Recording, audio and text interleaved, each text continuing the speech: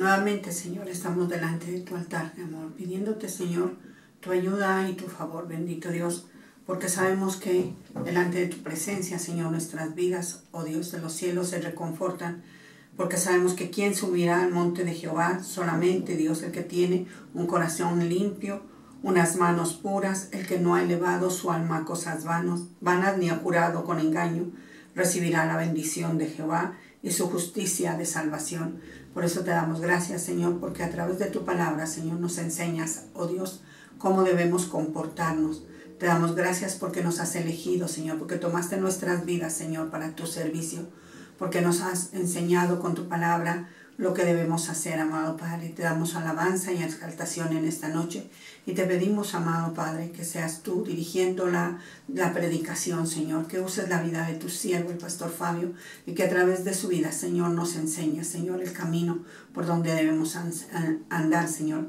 Que la palabra que Él tiene para nosotros hoy nos fortalezca, nos alimente, Señor, nos sustente, Señor, y levante, oh Dios, nuestro espíritu. Te damos gracias, te bendecimos, te glorificamos en el nombre de Jesús. Amén.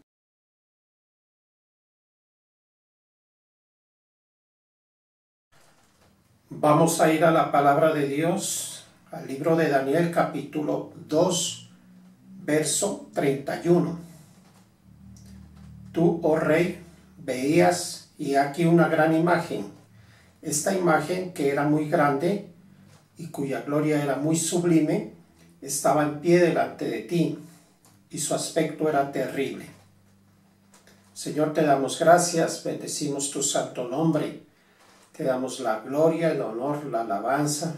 Te pedimos que seas tú, a través de tu Santo Espíritu, dándonos la revelación de esta tu palabra, Señor, que nos permitas a través de este mensaje ser edificados en la fe. Te lo pedimos en el nombre y en la autoridad de nuestro Señor Jesucristo, con acción de gracias. Traducción en lenguaje actual nos dice: Su Majestad soñaba que veía una estatua muy grande y fea, la cual le causaba mucho miedo. Bueno, este capítulo 2 del libro de Daniel trata acerca del sueño que tuvo el rey Nabucodonosor en una oportunidad. ¿En qué consistió este sueño?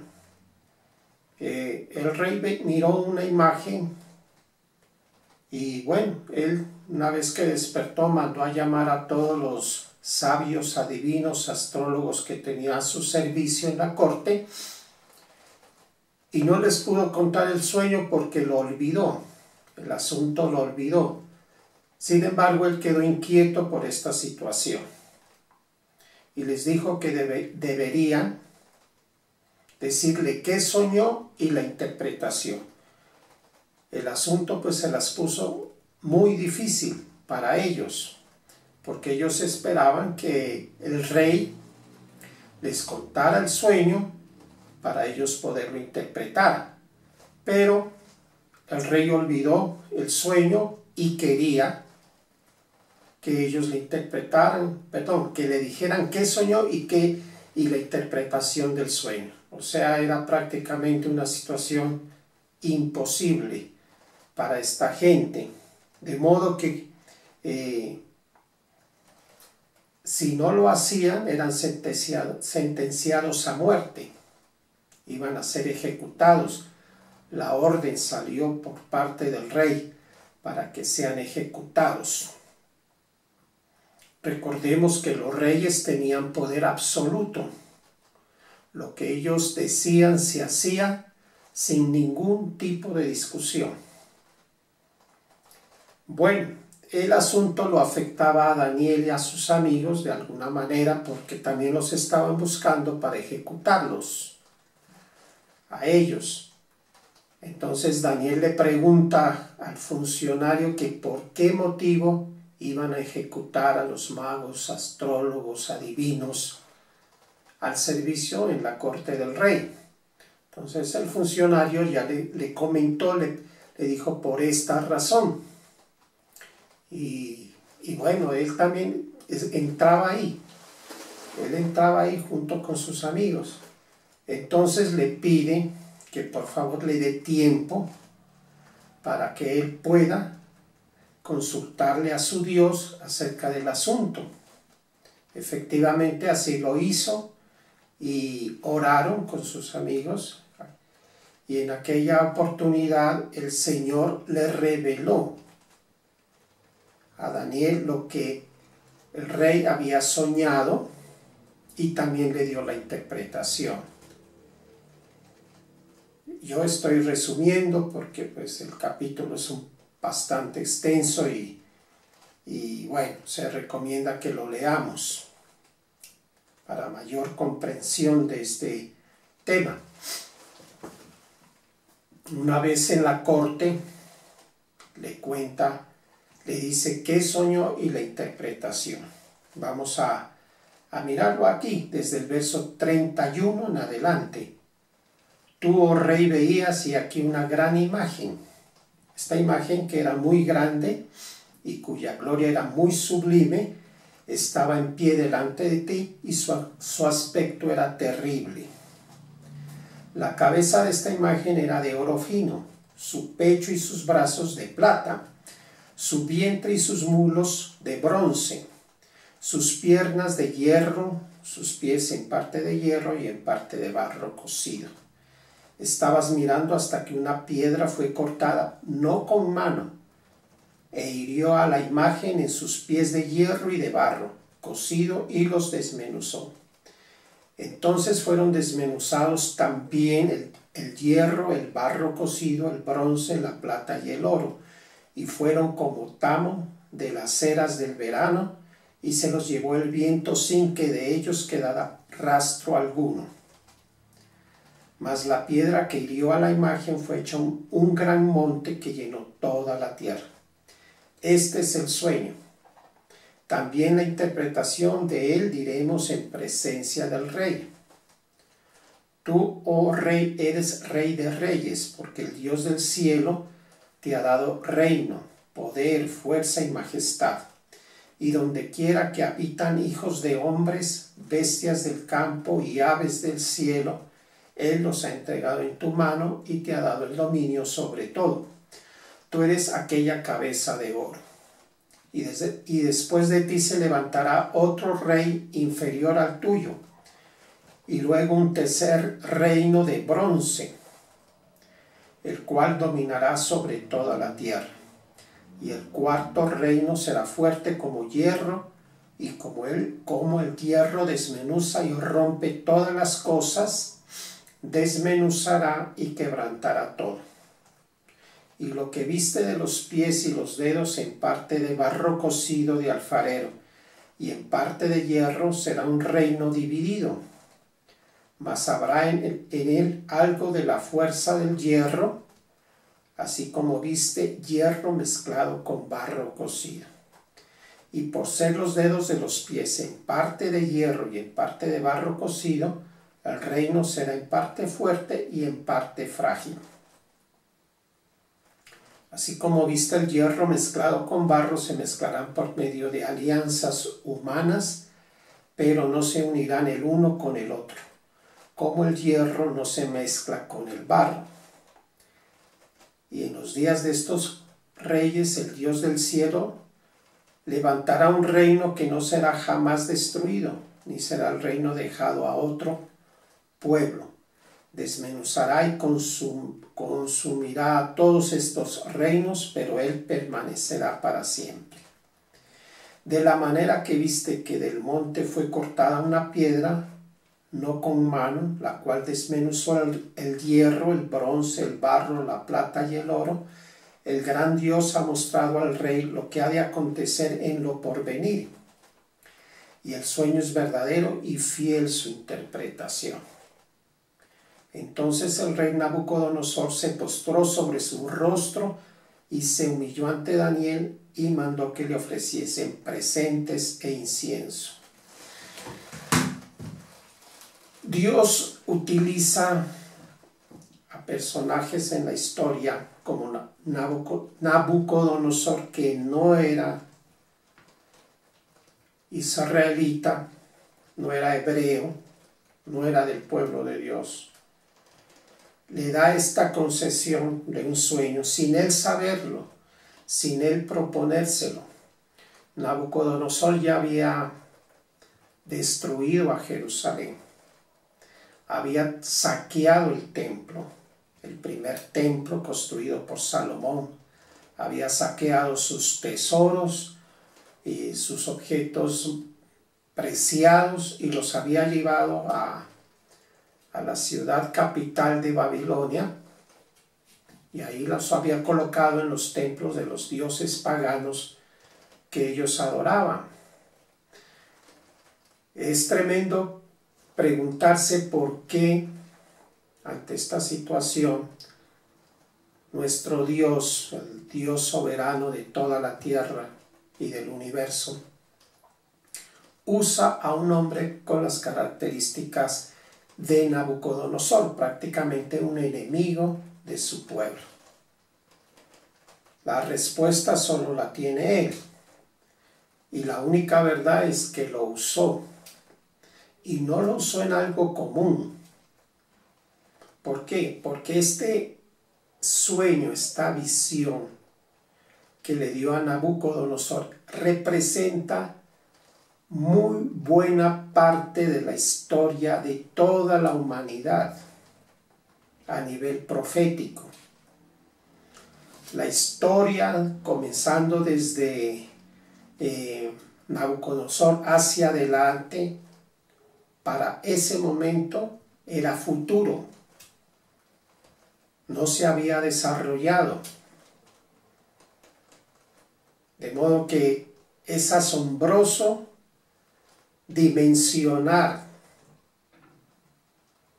la revelación profética que le estaba dando a un hombre gentil, pagano, sobre el desenvolver histórico de toda la humanidad hasta el tiempo en que Jesucristo venga por segunda vez, ponga sus pies sobre el monte de los olivos, destruya a Satanás y su imperio representado en muchas naciones y establezca su gobierno milenial.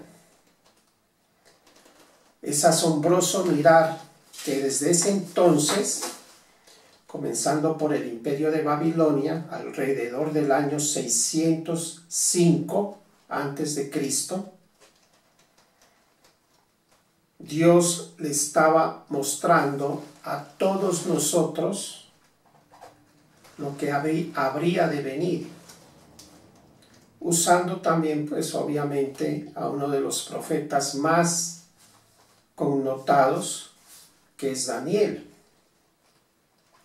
¿Sí? El imperio de Babilonia se estableció alrededor del 605 hasta el 539 a.C., representado por un león. Sabemos que el león es un animal de una autoridad tremenda en el reino animal. Es un animal poderoso, fuerte, es un animal impresionante, es un animal que está puesto en autoridad sobre muchos otros animales. Y también este león está representando al águila, porque tiene dos alas de águila. El águila es otro animal fuerte, lleno de autoridad. Es un ave que es muy poderosa para la caza. Bueno, el siguiente imperio que se levanta después del imperio de Babilonia es el imperio Medo-Persa, representado por la plata. Y en la figura que estamos viendo, corresponde a lo que es el pecho, los brazos. Este imperio rigió desde el 539 a.C. hasta el 331 a.C. y está representado por el oso, el cual tiene una costilla en su boca que representa la conquista del imperio anterior. Imaginemos pues que un oso conquista y derrota a un león. ¿Sí? En esas dimensiones se está hablando. Posteriormente al imperio medo-persa se levanta el imperio griego, representado por el bronce y por la parte central del cuerpo de esta imagen, de esta estatua que vio Nabucodonosor, alrededor del año 331 hasta el 168 a.C. Fue un imperio bastante extenso, grande, un gran conquistador. Fue Alejandro Magno. Él no tuvo descendencia y todo el imperio se lo dividieron. 4 generales, los 4 más importantes generales que él tenía a la muerte de Alejandro Magno. Por eso está representado por un leopardo. Un leopardo. Y luego viene el imperio romano, que corresponde a lo que son las piernas de la estatua. Este imperio se levantó alrededor del 168 y va hasta el 476 después de Cristo, representado por una bestia horrible. Una bestia que no aparece en el reino animal, no existe. Es un simbolismo del terror y de la gran violencia que este reino establecería durante toda la vigencia de su existencia. ¿Sí? A partir del año 476, este imperio se divide en la parte oriental y occidental y comienza lo que también se denomina el Imperio Romano de Oriente, que fue fundado por Constantino en la actual Turquía. Ahí estableció la ciudad de Constantinopla. Y la parte occidental pues quedó en manos del papado, de los papas. Desde el 539 aproximadamente después de Cristo, vino la hegemonía papal, una historia horrible, una de las épocas más tenebrosas de la historia de la humanidad, por lo que los papas ejercían autoridad religiosa absoluta, además tenían autoridad política. Prácticamente también ellos eran reyes. Y bueno, durante esos 1260 años que gobernaron los papas hasta la Revolución Francesa, cuando sufren una derrota grande porque Napoleón y sus comandantes les quitaron muy buena parte del poder, sobre todo del poder político, durante la Revolución Francesa. Durante toda esa historia se desarrolla lo que se denomina la Inquisición, las cruzadas y la persecución de los cristianos verdaderos. La Biblia era totalmente prohibida, no se podía leer, a menos que solo ellos eran los únicos autorizados en tener acceso a la Biblia. La Biblia estaba escrita en latín, que era un idioma que muy poca gente tenía acceso para ese entonces. Lo cierto es que la Biblia estaba vetada para la población. Traducir la Biblia era imposible y si alguno se atrevía era condenado a la hoguera. en la hoguera eran quemados vivos, y también a la Santa Inquisición otros. Incluso la Santa Inquisición llegó hasta América, la América conquistada, y en ciudades como Cartagena, en ciudades como Lima, se practicó la Santa Inquisición. Fue un periodo de mucha oscuridad, 1260 años aproximadamente. Entonces, en este sueño de Nabucodonosor se está narrando en forma general los ciclos, las etapas de la historia, los imperios y las civilizaciones que se han levantado hasta nuestros días. ¿Y por qué decimos hasta nuestros días? Porque hay una parte interesante en la visión que Daniel le da al rey, y es la siguiente, Daniel 2:42, 43. Y por ser los dedos de los pies en parte de hierro y en parte del barro cocido, así el reino será en parte fuerte y en parte frágil. En cuanto a lo que viste, que el hierro estaba mezclado con el barro cocido, se mezclarán por medio de alianzas humanas, pero no pegarán el uno con el otro, así como el hierro no se mezcla con el barro. Esta parte corresponde a la última fase de la historia de la humanidad, concretamente del gobierno humano sobre los humanos.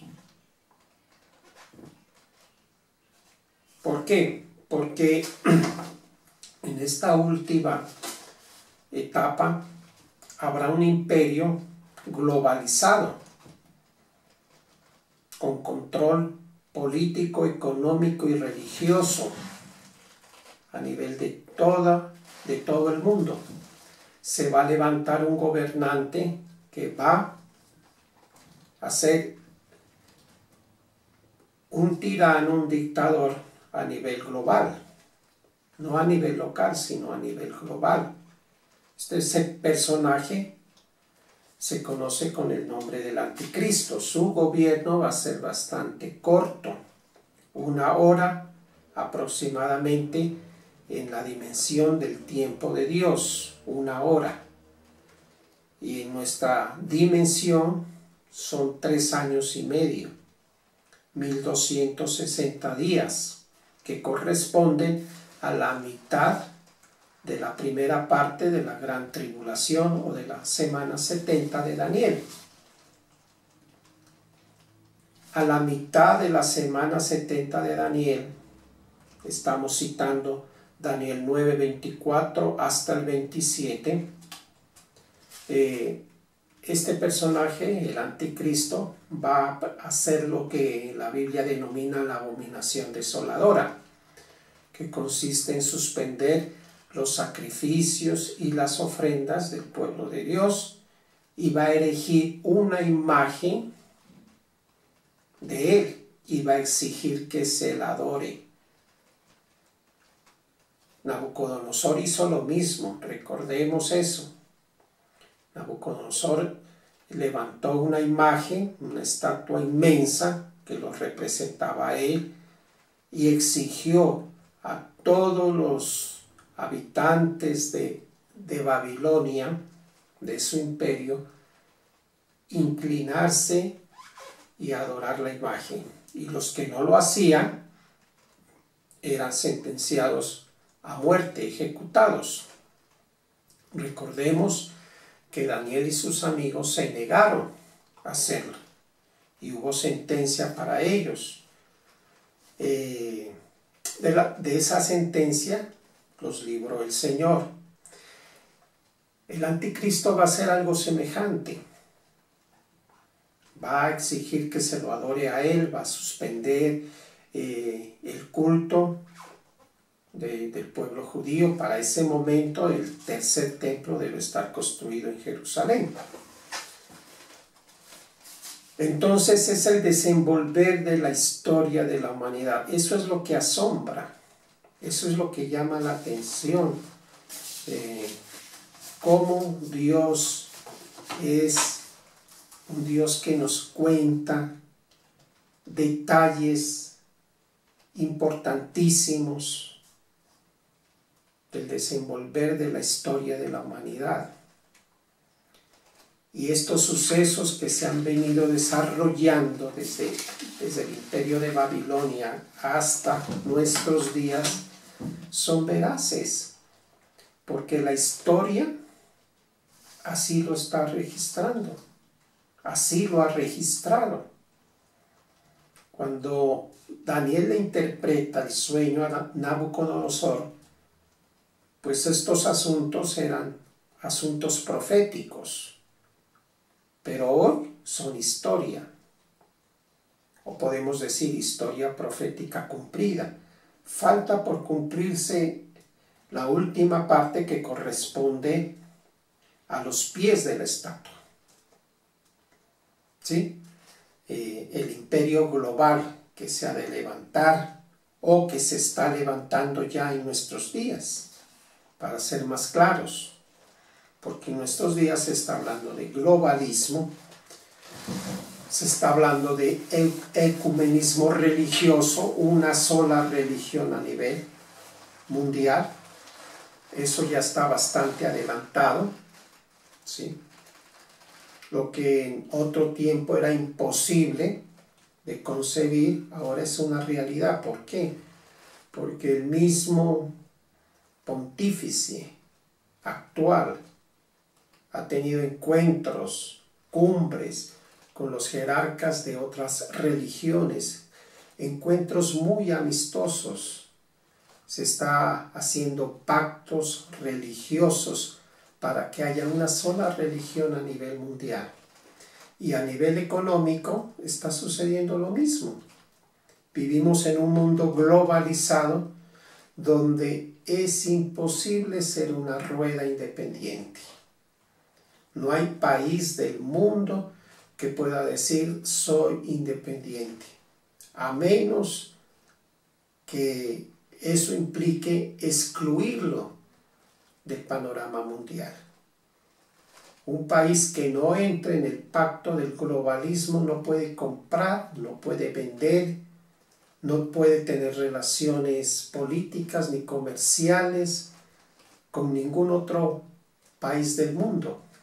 Es imposible negarse a entrar en el globalismo. ¿Sí?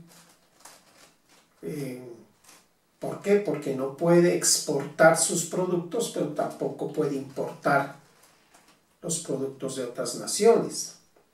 El comercio internacional, ¿sí? Es un país que no podría de ninguna manera estar bien. Todos los países del mundo están entrando en ese pacto de globalismo político, económico y religioso. Entonces, lo que el Señor nos cuenta es veraz, está pasando, han pasado muchos sucesos, aún los historiadores dan crédito de esto. Así sean ateos, así no conozcan al Señor, pero ellos le dan crédito a esto. ¿Por qué? Porque ha sucedido como el Señor lo dijo, como el Señor lo estableció. Eso es lo asombroso. Y eso es lo que nos debe colocar en el temor reverente a Dios. Como dice Proverbios, capítulo 1, 7. Busquémoslo.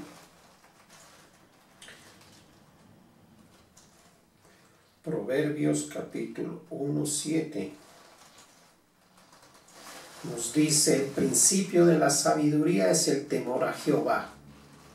Los insensatos desprecian la sabiduría y la enseñanza.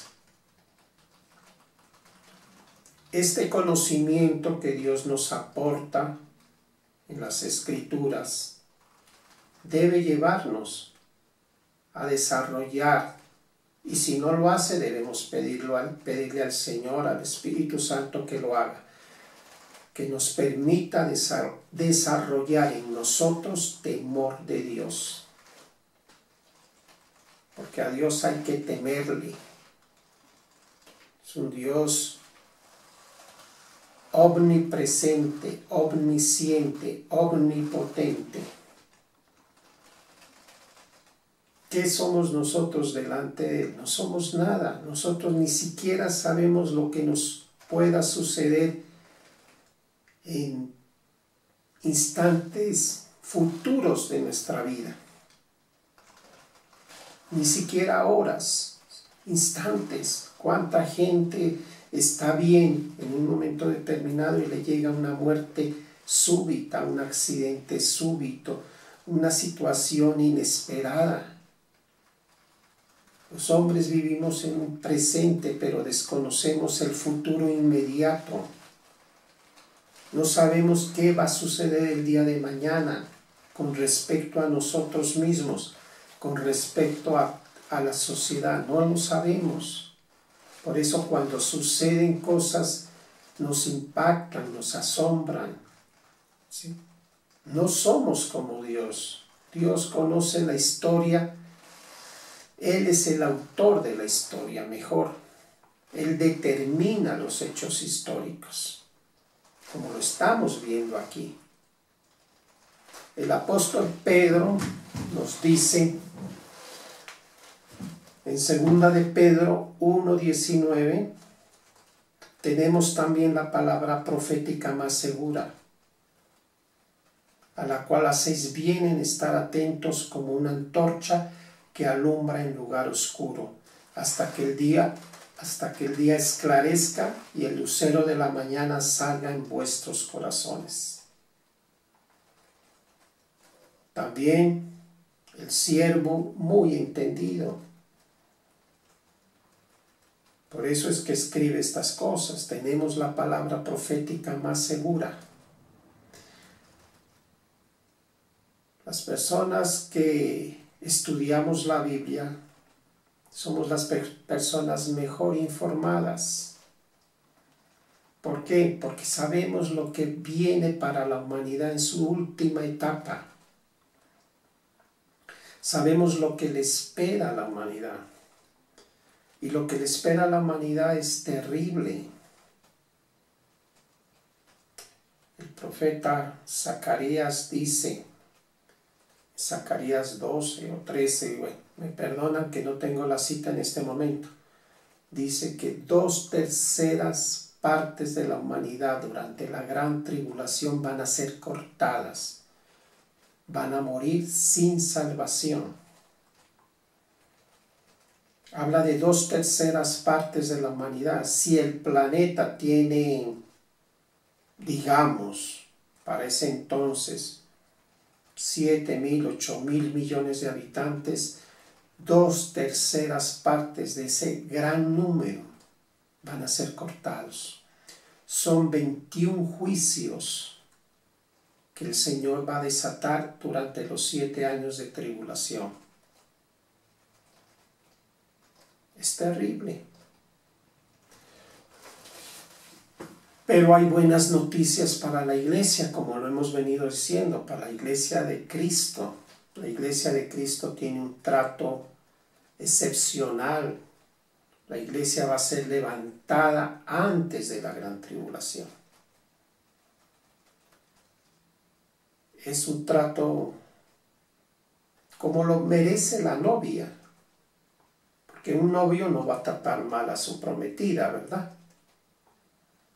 Un novio se esfuerza en darle todas las posibilidades que pueda a su prometida. El Señor no es la excepción. Y una de las cosas más hermosas que el Señor le va a dar a su prometida es llevársela antes de que comience ese tiempo horrible que le espera a la humanidad que no conoce al Señor, que no lo quiso conocer por la razón que sea, que no aceptaron el amor de la verdad, como dice la palabra, para ser salvos.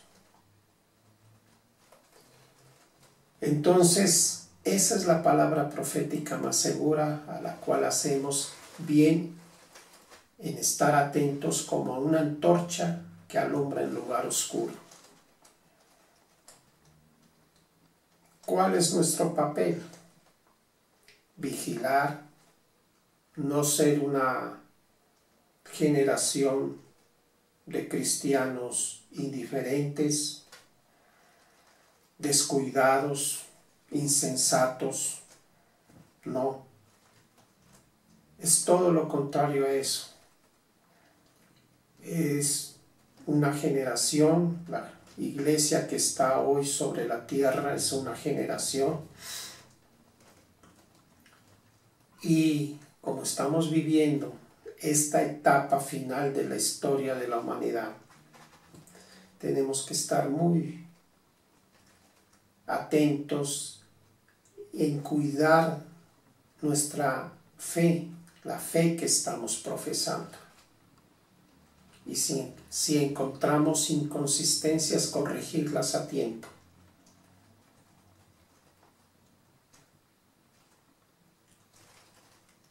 Porque queremos ser parte de la iglesia que el Señor va a levantar de aquí de la tierra. Amén. ¿Cómo no vamos a querer ser parte de esa iglesia? Obviamente que sí, queremos ser parte de esa iglesia. También nos dice, ya para terminar, el apóstol Pedro, entendiendo primero esto, que ninguna profecía de la Escritura es de interpretación privada, porque nunca la profecía fue traída por voluntad humana, sino que los santos hombres de Dios hablaron siendo inspirados por el Espíritu Santo. Esto es importante porque se confirma en Nabucodonosor. Nabucodonosor no se propuso nada con respecto a soñar algo que tuviera que ver con el devenir histórico de la humanidad. No. Nabucodonosor es un instrumento en las manos de Dios. ¿Sí? Un elemento que Dios usó puntualmente para darle a su pueblo esta visión profética. Más bien los privilegiados somos nosotros, la humanidad que conoce, la humanidad creyente que conoce estos hechos. Nosotros somos los privilegiados. Por eso dice la profecía nunca viene por voluntad humana. Nabucodonosor no se propuso nada de esto. Fue un hombre usado por Dios. Y la interpretación tampoco es de carácter privado. Fíjese que la interpretación que le da Daniel al rey Nabucodonosor no tenía nada que ver con su vida personal privada. Tal vez en lo tocante que le dijo, tú eres la cabeza de la estatua. En esa parte sí, tu imperio, tu gobierno representa la cabeza de la estatua de oro. Pero de ahí en adelante ya no tiene nada que ver Nabucodonosor en la interpretación de su sueño. Porque vendrían otros imperios posteriores a su existencia. ¿Sí? El siguiente fue el Medo-Persa, luego le sigue el imperio griego, imperio romano y el último imperio, el globalismo. O sea que no es de interpretación humana, privada, la profecía de Dios.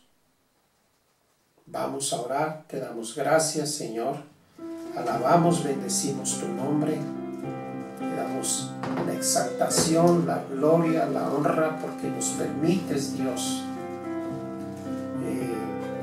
conocer no solo la historia, el presente y el futuro también, Señor.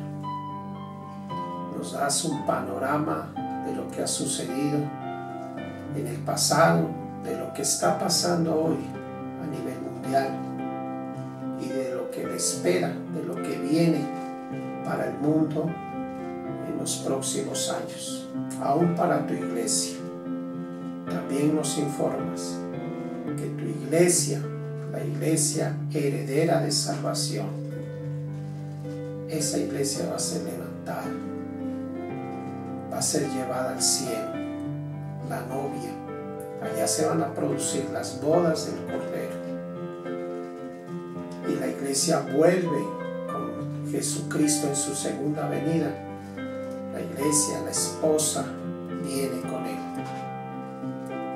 Y seremos parte del gobierno milenial de nuestro Señor Jesucristo. Gracias, Dios, gracias. Te agradecemos, Padre. Te agradecemos, Señor Jesucristo, todas las bendiciones, toda la herencia que tenemos en los cielos.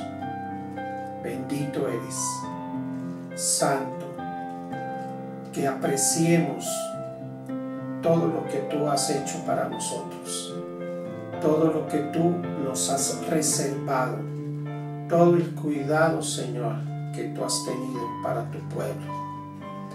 Que no descuidemos, como dice el libro de Hebreos capítulo 2 verso 1, no descuidemos una salvación tan grande que tú ganaste para nosotros en la cruz del Calvario.